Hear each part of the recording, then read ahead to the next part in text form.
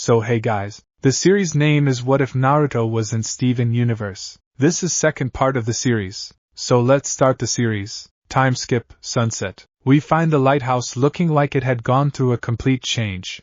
It now looked better than new, everything had been reinforced. The little room that the tower had been attached to had been demolished and a new one built with bigger space and stronger construction material like bricks. He kept the cellar. For some reason he got a cold vibe from it, like it did not want to be changed. It now needed something that he couldn't really speed up. Time to dry and harden, and we find our blonde in bathtub outside looking at the sunset. Nothing like work hard and relax harder, with a great view.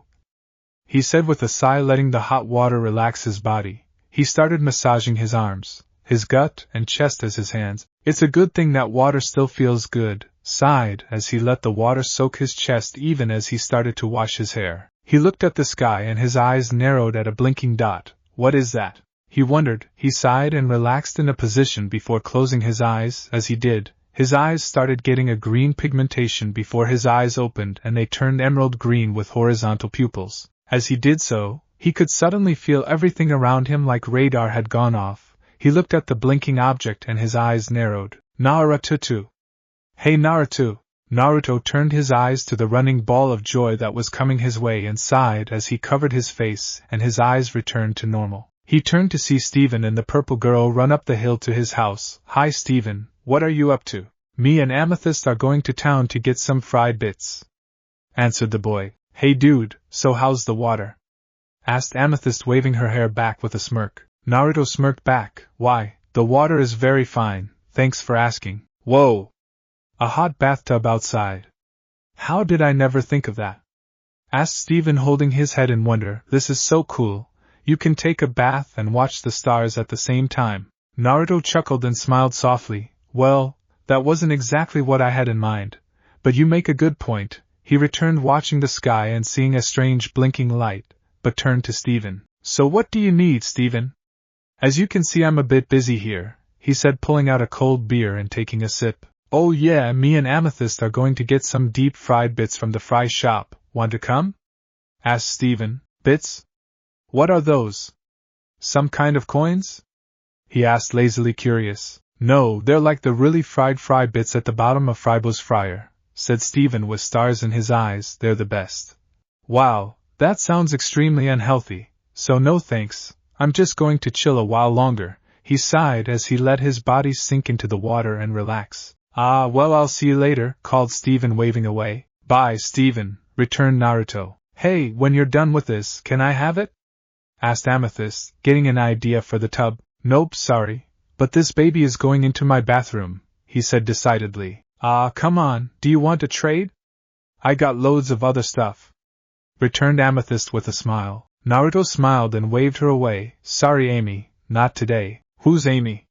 She asked with a confused look. Maybe she didn't like his nickname. Hey Amethyst, called Steven from a few yards away. Come on, it's going to close. Coming, Steven.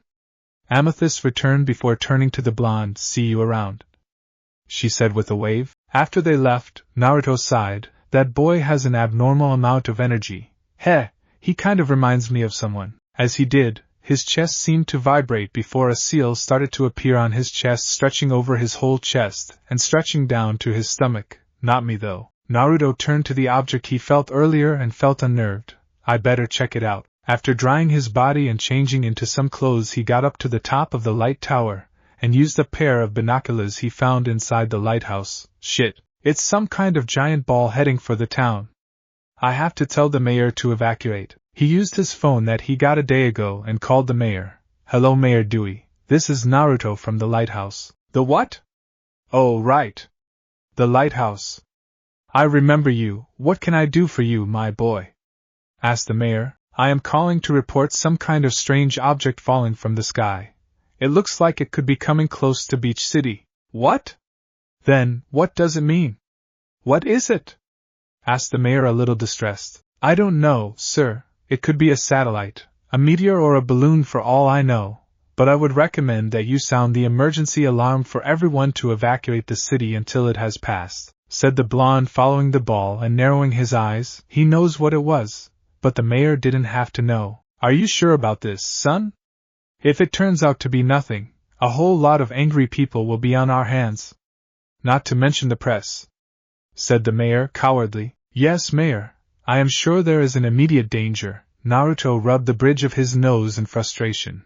The mayor was a coward, not really a bad man, but a cowardly one at that. I will take all the blame if it's a hoax, and you can take all the credit if I am right. He finished offering what he suspected the mayor wanted to hear. Okay then, mister, it's on you, God help us, if you're right, he finished. Soon he heard the sound of the alarm going on and he noticed activity on the streets. First people looking confused, then the words started sounding. Evacuation, evacuation, this is not a drill. Evacuation, evacuation, this is not a drill. He noticed that the people were already starting to move and run in their houses to get their things. Good. Now let's go see if Steven and his gems have anything against that red eye or if I have to blow it up. As he ran down to the beach he spotted them. He pulled out the binoculars and checked it out, and saw two of Steven's guardians, the tall curvy one named Garnet, and the petite pale one known as Pearl, were using a telescope to spot the falling object as well. It looks like I'm not the only one that saw it. He saw their lips moving talking about the falling object. Where is Steven? Naruto climbed down and saw Amethyst holding up Steven in full sprint to the other gems. Good timing, said the blonde as he hurried up and caught up to Amethyst. Hey, are you guys in a hurry? He asked, keeping up with them. Yeah, we can't really talk right now, said Amy, trying to ditch him. Would it have something to do with that giant thing in the sky? Asked the blonde. Ha, what thing? Asked Amethyst, trying to fake ignorance. I don't see no thing. Really? Asked the blonde. Would you like my binoculars to see it? Look, I don't have time to explain. We have to get to Garnet and Pearl and do something about it. Now go away, said Amethyst, trying to wish him away. Soon they reached the beach and Pearl was looking through a telescope at the object, wondering at its size. I never knew these things were so big. Garnet, Pearl, called Amethyst, closing the distance. We saw, some of us are trying to protect humanity, said Pearl, looking displeased at Amethyst's lateness. Where were you? Eating fry bits, returned Amethyst, simply earning a groan and a face-palm look from Pearl. Can I see? Asked Steven, looking into the telescope. Whoa! It's a giant eyeball, awesome, said Steven in wonder. The object was as round as a ball, and the plating opened, revealing 6 red crystal formations moving around and focusing on him in a hexagon pattern like a mechanical eye from a sci-fi movie. The eye had an ethereal glow about it, and it was moving closer to their location. Not awesome, said Pearl, raising her hands. It's a red eye. Red eye? It's going to infect us all, said Steven in panic. That's pink eye, Steven, returned Garnet calmly, earning a laugh from Amethyst. It's going to crash into Beach City and crush us along with a bunch of oblivious, innocent people. We have to stop it, said Pearl, determined to stop this threat. What are we going to do? Asked Steven, a little worried. The only thing powerful enough to destroy it is a light cannon that belonged to Rose Quartz, said Garnet, adjusting her glasses. My mom! If Rose were here, this would be so easy, said Amy, a little worried. I know, said Pearl with a hand to her chest. But she's not, and the cannon is missing. We have to find another solution. She finished, trying to think of a plan. If it belonged to my mom, I bet my dad knows where it is, said a hopeful Steven with stars in his eyes. He can help us save the day. Pearl avoided eye contact with Steven and strained to give him an answer. Greg is nice, Steven, but I doubt Rose would trust someone like him with such a powerful weapon, Pearl said, forcing those words with some resentment. Your dad is kind of a mess, Steven, she said with the bluntness of a rock. Amethyst, returned Pearl with anger at her subtlety. I'm just saying, she returned, patting Steven on the back. Even if she did leave it with him, he probably broke it or lost it, or dropped it in the ocean by now. True, said Garnet with a sigh. No way. I'm sure he's just keeping it somewhere safe. Steven, for his part, was a very calm person. Not many could take someone talking down his parent like that. I'll go ask him. We can handle this, Steven, said Garnet. It wouldn't hurt to ask, though, said a voice. They all turned behind and saw Naruto approaching. What the dash? What are you doing here? Asked Amy, surprised. It's not so hard to spot you people, he said. How long have you been there? Asked Pearl, a bit irritated. No long. Just before that it's going to crash into Beach City and crush us all apart, he said as he crossed his arms. You don't have to worry about the people. I called the mayor and had him sound the emergency alarm. By this time the people are already evacuating the city. How come we didn't know he could do that?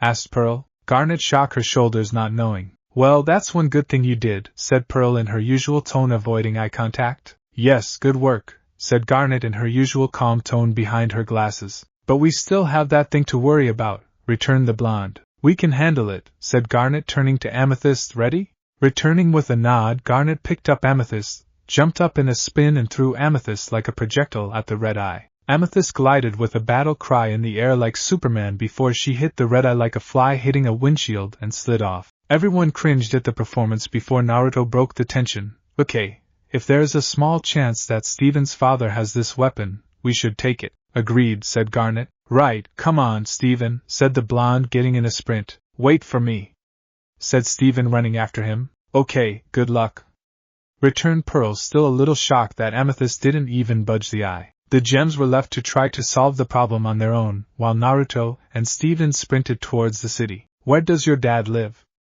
Asked Naruto. In his van at the car wash? Returned Steven. In his van? Doesn't he have a place to live or rent? Asked the blonde. No, he likes his van too much. He said that he and Mom used to spend all the time in it, returned Steven. Naruto gave Steven a look before saying, Wow, well, how far is it? Just a little bit more, said Steven, already feeling out of breath. No time for a breather, Steven, returned the blonde, picking up Boy and putting him under his arm. Just point me in the right direction. In no time they were at its car wash, and Steven ran to the van parked outside. Naruto stood back and let Steven do the knocking. Dad, it's me. Dad, are you in there? Called Steven, knocking on the door to the van. Naruto looked at the van and could hear some breathing that sounded like light snoring inside. Maybe he's asleep. Then wake up, he called louder, pushing and knocking himself in the van before a hand stopped him. Easy, Steven, don't hurt yourself, he said, holding the boy back. Does this van have a car alarm? He asked, looking it over. Yeah, returned Steven. Oh, you want to trigger it? Yup, stay back a little. Naruto walked to the edge of the car and, bending down, he grabbed the car and lifted it a few inches off the ground with little visible effort. Steven had his mouth open at the display of raw power before the blonde let the car go to fall on its back wheels and bounce a couple of times. Alarm! In no time the alarm was set off and Naruto could hear movement inside the van. He backed away and waited. No sooner did he stop before the doors burst open and a middle-aged man with a bald top head burst out with some kind of pan in his hand. You! Just what do you think you're doing? Asked the big guy. Naruto looked at the large man and his pan and smirked. Easy there, killer. I'm not here to rob you, he said as he lifted his hands, but Steven ran in front of him. Dad, calm down, it's me, Steven, said the boy, trying to act like a shield to the blonde. Steven? Wondered the man, trying to shake his sleepiness away and stop the alarm on his van. The man put the pan down and after a moment of recollection he gave his son a hug. What happened? Who is this?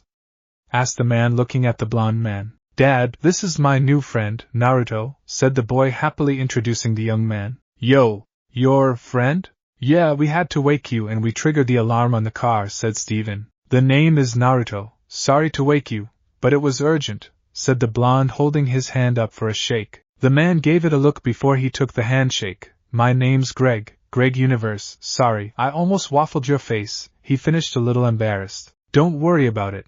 Naruto had a better look at the man. He had a bald top head, but the rest of his leftover brown hair reached to his legs. He had a fuzzy beard of a lighter shade. He had on a white undershirt and some gray sweatpants. He also had some noticeable red sunburns on his face and arms. What are you guys doing up so late? Asked the father. What do you mean? Tae-sun just went down an hour ago, said the boy. Oh. Blushed Greg. It was a slow day at the car wash, he said, rubbing the back of his head. As they talked, a few cars rushed past the car wash. Where are they going in such a hurry? Wondered Greg. They're evacuating the town, answered Naruto. What? Why? Because of that eyeball, said Steven, pointing out at sea where now a visible round ship that looked like an eyeball floated. Wow! When did that get there? Asked Greg in fear and wonder. While you were sleeping, said Naruto, like it was obvious. I told the mayor to sound the evacuation alarm. I think that guy can't distinguish an alien spaceship from a rubber balloon, sighed the blonde. Ajihaya! Amethyst's scream interrupted them as she was thrown again at the ball, causing the blonde to quirk an eyebrow. This has to make sense. In some way, sighed Naruto. That's why we came to see you, Dad. We need Mom's light cannon to blow it up, said Steven quickly. Wait. Is that a magical thing? Asked Greg in a worry. The gems told me not to get involved with magic stuff. They said it could be dangerous. Or interfere with what's left of my hair, he said in a hurry, trying to keep out of it. Naruto watched the eyeball and saw some activity to it, like tiny panels moving. I hate to tell you this, Greg, but I believe 3 things right now. 1. That it's not magic, it's very advanced science. 2. Going smooth might be something to consider. And 3. That eyeball is starting to do something, said the blonde, as it could be seen that the ball was moving and firing a harmless scanning beam over certain areas. What's it doing? Asked Steven. I think it's searching for something, said the blonde with narrowed eyes. Steven, we need to hurry. I don't think we have a lot of time, he said, a bit serious. Dad, we need Mom's cannon. You have to know where it is, like a cave dungeon or a cloud fortress or in a clam at the bottom of the ocean, named Steven, excited. Naruto rolled his eyes at the boy's giant imagination. Or maybe where it's buried or something. Well, I don't know about all that, but I know where it might be. Come with me, said Greg, taking them for a walk just a street away to a storage unit complex. A magical storage unit? Screamed Steven in excitement. Not exactly, but some would say there is magic inside, said Greg with a wink. Naruto chuckled while Steven gave him a blank look. Greg, you old wizard, said the blonde, giving Greg a pat on the back. Don't worry, Steven, you'll get it when you're older. Steven looked between the guys and wondered what the joke was. So you think it's inside here? Asked Naruto. Yeah, this is just where I put some things that don't fit in the van. Really? Naruto wasn't really surprised about the storage unit. What he was wondering was how Greg, a grown-ass man, was still living in a van while he had this space instead. Yeah, Rose also used to leave some of the stuff she found in here, so there's a chance that it's here, he said, lifting the door up, revealing a stacked storage unit with lots of boxes, mattresses, even furniture. I don't see anything like a cannon, noted the blonde. Sigh, we're going to have to pull all these things out. Maybe I can fit in and see if it's in the back, said Steven. Steven, these boxes might look light, but they could be full of heavy stuff that could crush or injure you, said Naruto, looking at some of the boxes. But you said we were in a hurry, pleasey. This is like a cool scavenger hunt, pleaded the boy with puppy dog eyes. Naruto sighed. Greg, do you have a helmet or a big pot and some clean rags? He asked. Greg came back with a pot. I don't have a helmet on me, but I have these cleaning rags and this pot. How will this help? Like this? Naruto tied the first rag to the top of Steven's head, flattening his curly hair. Then he put another 4 layers of rags over it, then the pot. There, an improvised helmet. Why not just the pot? Asked the boy. This isn't a cartoon, kid. You need padding too. Why am I even explaining this now? Just get going already. I'll start moving some of this stuff out of the way. Why am I the only adult here? As Naruto removed some of the boxes and Steven managed to squeeze through, Greg held on an improvised rope made out of extension cables that was tied around Steven. He said it was to pull Steven out in case of trouble. The blonde wondered how would Greg even pull out Steven without injuring him if Steven got trapped in the pile. Geez, Greg, do you own everything but the walls of a house? Asked the blonde as he pulled out some boxed, and as the regular stuff started to pile up he was starting to see some of the oddities that Greg collected. Greg chuckled at the young man's remark. He wasn't used to having some male company after all these years. Well, you know, the years passed by and I saved a lot of money on electricity, taxes and construction. He turned to the blonde and to his surprise he saw Naruto pull out even some of the heavier stuff without problems. This was surprising. He only ever saw such raw strength from Rose. Wow, you're strong. Thanks, I work out a lot, he said, finishing pulling out the first layer. While that was happening he heard Steven rummage through some stuff until he stumbled on Greg's old recorded CDs. I found some of your old songs, called Steven. Wow, I couldn't give those things away, said Greg, shaking his head. You know, before I ran the car wash, I used to be a one-man band. I traveled the whole country. Really? Asked Naruto with some surprise in his voice. Yeah. I saw most of the cool big cities, and even though it wasn't much success, it was a great adventure, said Greg with a sigh of great memories. Then I came to play a concert here, in Beach City, and no one showed up except Rose, Steven's mom. Wow, said Naruto, taking a pause, and then we were always together after that. Finished Greg. That's awesome, Greg, I'm really happy for you, said Naruto, taking a small break. He could see Steven now at the end, so if anything happened, he could jump to him. If you don't mind my asking, what happened to your wife? Asked the blonde. Oh, well, that's a bit complicated, said Greg, wondering if Naruto was really trustworthy enough to reveal Steven's secret. Well, it wasn't such a big secret, since Steven couldn't help but talk about it. But Naruto was a stranger. On the other hand, the guy was helping him and Steven and the gems in Beach City right now. A guy like that didn't just fall out of the sky every day. Naruto, I need to be clear with you. You know about the gems, right? Naruto turned to look at the man and he could see a serious look. I've met them. I know that there's something strange about them. Well, Steven's mom was one of them. She was a crystal gem, too. Her name was Rose Quartz. Naruto's eyes widened a bit at this information. And she really wanted to have a child.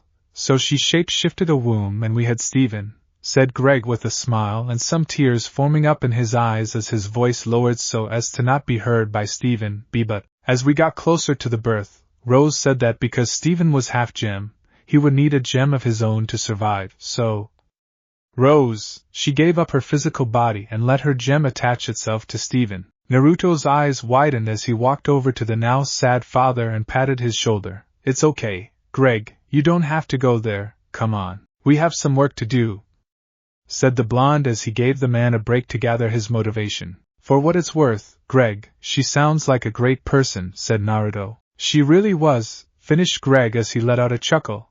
I don't know what a magic lady like her saw in a plain old dope like me, sighed Greg in sadness. Don't sell yourself short, Greg. It takes a special kind of man to have the guts to follow his dream, said Naruto, getting back to making a path and almost catching up to Steven. She saw something great in you. Your son loves you, isn't that enough? Thanks, I really appreciate that, said Greg. Crack, Steven called back in worry.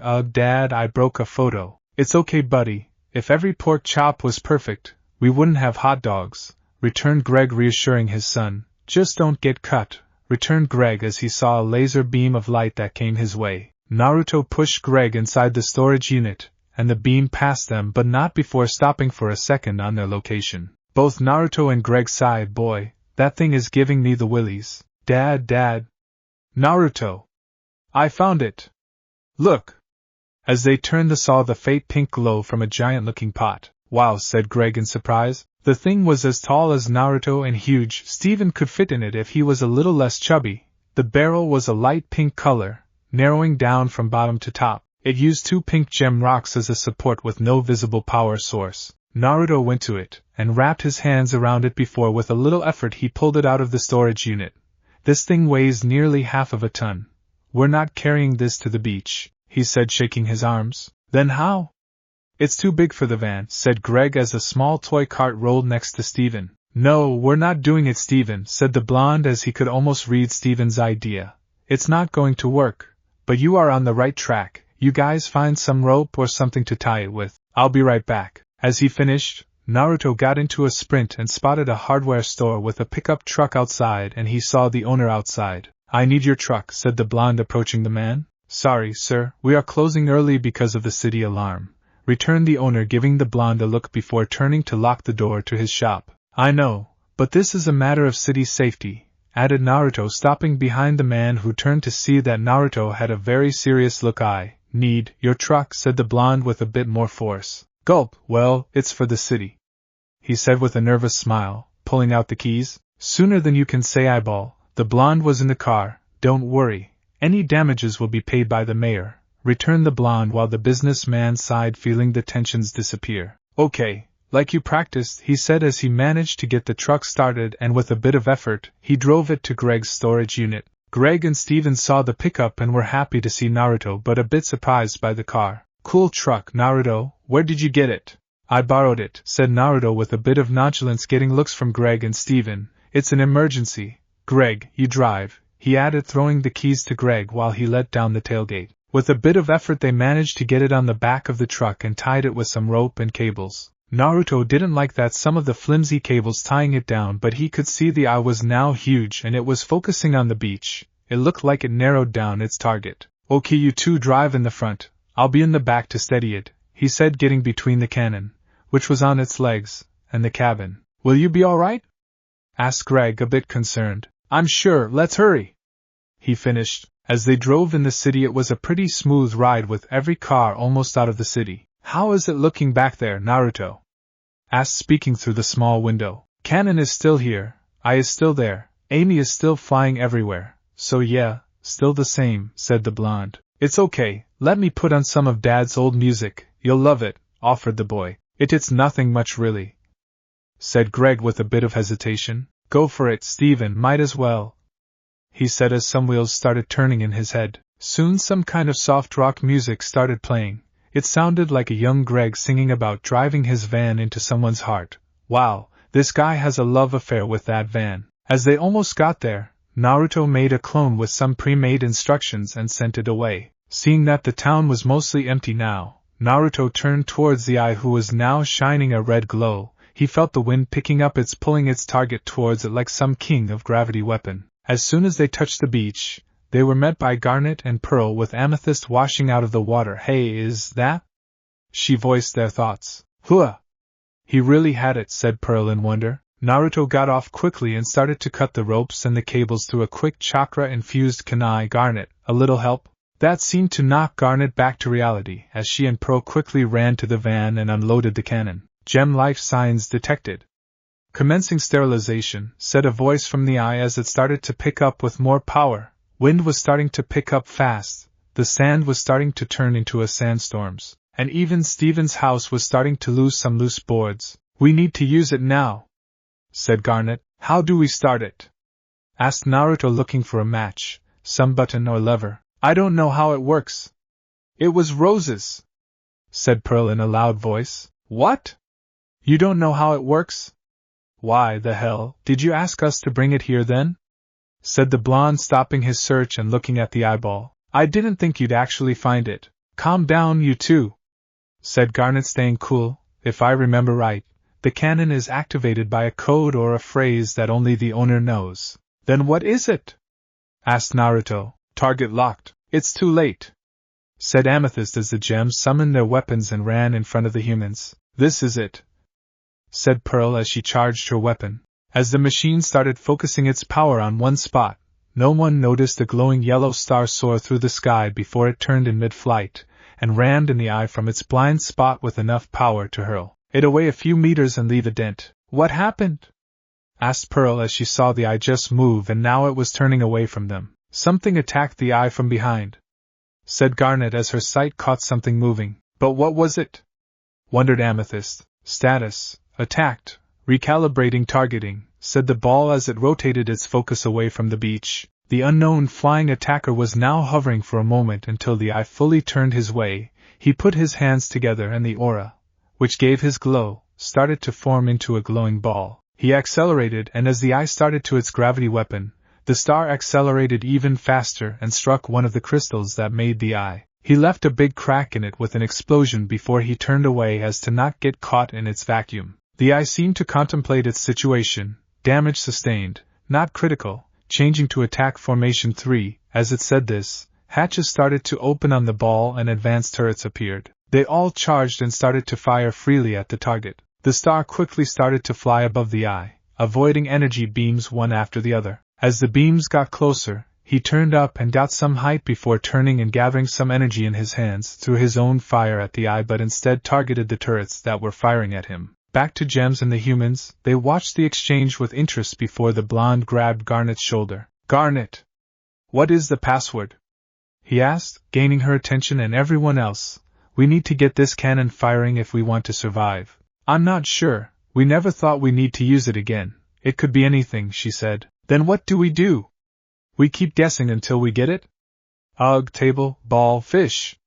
Asked Amethyst as she started to spill some words. Stop it, Amethyst, said Pearl, pulling her away. It's not going to be something random. It has to be something familiar, like crystal gems, rebellion, save the world. As she kept trying, Steven turned to his father. Dad, do you know? Greg shook his head and shoulders, not knowing. As they were trying to figure out the cannon, the eye lost almost half of its turrets, and sustained some damage on its outer shell. Damage extensive on secondary weapons. Attack pattern 4, release Boogie Hunter. As it said this, The eye moved away and a door to the inner core opened, revealing a small unmanned ship that took off after the star attacker. The Star Warrior saw it coming and took off in the clouds with the boogie after him and the eye following them. The Star Warrior burst into a fury of yellow energy as he gained some distance before the boogie aircraft light up and burst into its own thrust. Seeing its target in range, the boogie opened a ramp and 2 missiles with crystals at the tip flared to life in a green fire after their target.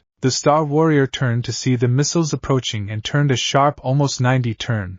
The missiles turned in a much wider turn but still followed the flying star, although a reasonable distance was now between them. As the missiles were approaching, the warrior turned his sights to the boogie and flew towards it with the missiles behind him. Back on the ground, the eye was still following the show, and the gems and humans were still trying to figure out the password for the cannon. As they were trying to brainstorm something, Steven came up with an idea. I don't think Mom would chose just any word to activate the cannon. They had to mean something. But the gems tried everything. What could it be? Asked Greg in fright. This was getting very intense. Maybe it's Steven, said Amethyst, in realization. You do have Rose's gem, maybe you can do it, said Pearl, desperate to try anything at this point. Rose was the only one who could make the work, so maybe that passed to Steven like Rose's shield, said Garnet logically and hopeful. But we still don't know the password. What do we do? Asked Steven, turning to the cannon and begging it to start. Damn it, it looks like the show is almost over, said Naruto as he saw what just happened. A few moments ago, the Star Warrior managed to catch the boogie. It was a matter of agility and speed in the air, and the Star Warrior proved it by catching it in a turn. The boogie, sensing danger, accelerated and did some spins to get its intruder to release. He did not. In fact, he manifested some kind of chains from both hands and latched onto the aircraft. What followed was truly a sight, with his flight and strength working together. He pushed the boogie in a direct path towards the eye, with the missiles close behind. The eye, seeing the danger coming, changed its strategy again. Warning, danger imminent. Switching to attack pattern 5, it said as the center of the eye started gathering energy from the core. Seeing the gathering of energy, the warrior let go, and as soon as he did, a massive red beam of energy fired from the center of the eye.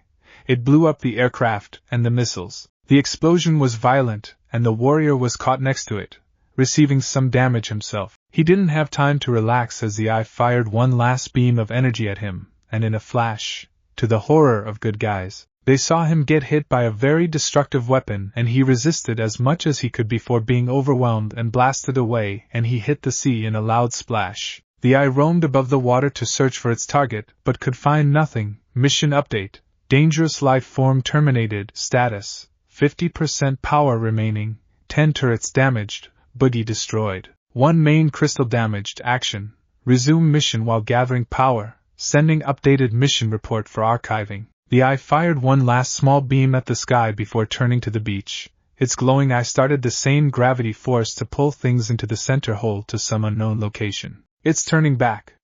We have to fuse, said Pearl in worry. But didn't you say that if we used that, it would see us as more of a threat and destroy us like that flying guy earlier? Asked Amethyst in worry. It might destroy the city, but we don't have much of a choice anymore, said Pearl. Yes, we do. Greg, you have to know something, said Naruto, turning to the silent bearded man. Rose left her weapon in your hiding space, in your care. It has to mean something, said the blonde, approaching the man. Did Rose ever mention something to you? And no, nothing. I didn't even know this thing was there. I'm sorry.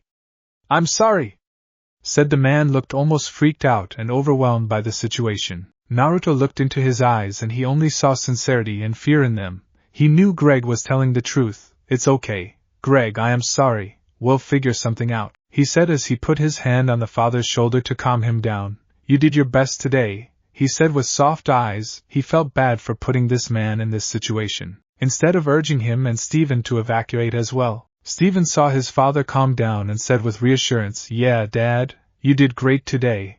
And you know what we say, if every pork chop was perfect, we wouldn't have hot dogs, said Steven.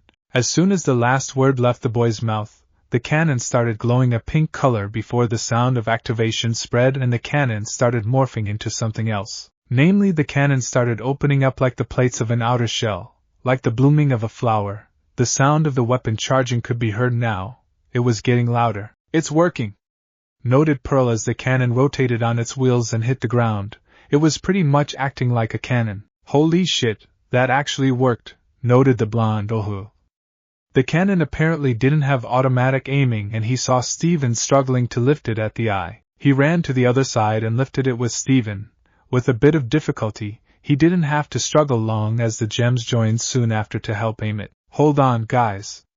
This is it, said Amethyst, helping Steven's side. Brace yourselves, called Garnet as the cannon was glowing intensely. The cannon glowed as an image of a gem in the center formed before it fired a beam that formed into a rose with spines and finally an image of a woman leading star-like beams to the eye before it hit it dead center. The impact was so fast that the eye didn't have time to react. Boom! The beam caused a chain reaction inside the eye and it blew apart in tiny chunks in every direction, pelting the beach and the coast side of Beach City in tiny chunks of rock and crystals. Steven! You just saved most of Beach City, said Amethyst happily while Steven and Pearl had worried looks on their face. Yeah, good work, little man, said Naruto with a thumbs up and a smile at the boy. Oh, how did you get it to work?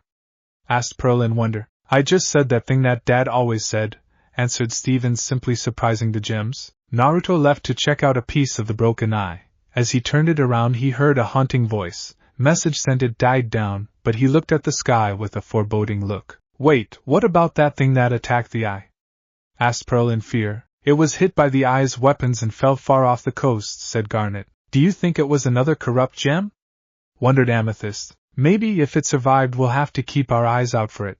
But for now, we have some clean-up to do, said Garnet.